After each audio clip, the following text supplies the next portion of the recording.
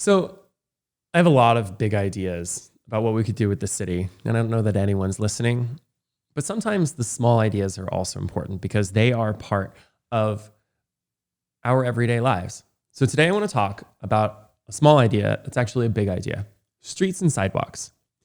If I had a nickel for every local leader or politician or administrator who told me that they were going to fix the streets and the sidewalks, I would have enough money to fix the streets and the sidewalks.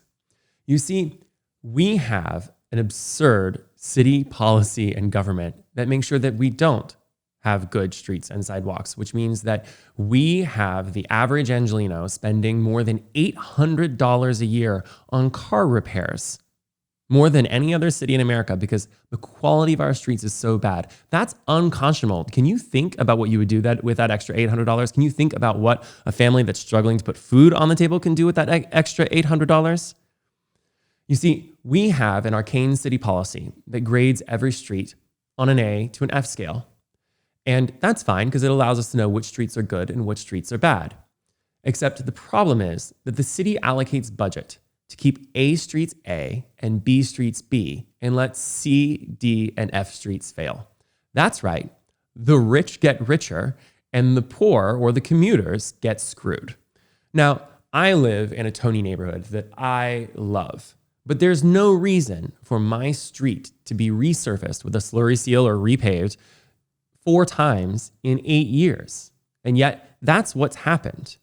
While Wilshire Boulevard and Olympic Boulevard and Pico are ridden with potholes.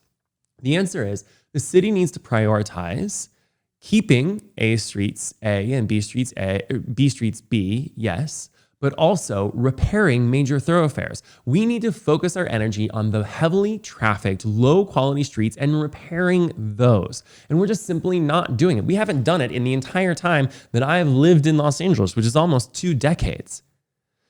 By that same token, we keep saying we're going to fix sidewalks, and yet they're crumbling around the city. There are cost-sharing programs with private homeowners who choose to repave the sidewalks on their own. There's even the absurd policy that the city isn't responsible for sidewalks, that homeowners are responsible for sidewalks. As if we can trust every individual house to repave just the sidewalk in front of their home so that the whole sidewalk is nice. It's a public thoroughfare. We need to focus these programs. Repair the streets, fix the sidewalks. It's not hard. And yet somehow the solution has eluded city government. In that same program, let's take street sweeping. You know, the street sweeping program was put into place in the 80s. And you know the last time it was significantly changed? The 80s. That's right. They're not adding streets. They are taking away streets. But we have a program that is nonsensical.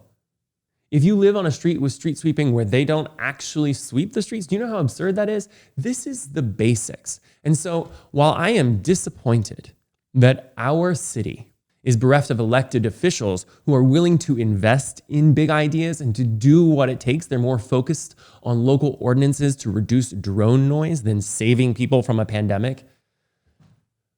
I'm not surprised, because how can you have a big idea when you can't even get the streets, the sidewalks, and street sweeping right?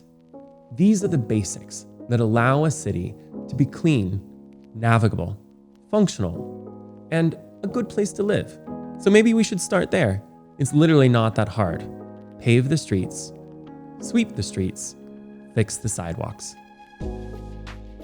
Thanks. Thanks for tuning in to The World According to Craig, where I believe that everyone has a story not only that could inspire us or that we want to hear, that we can learn from. And when we learn from each other, we do a lot better. So tune in every week. I know I'll be here.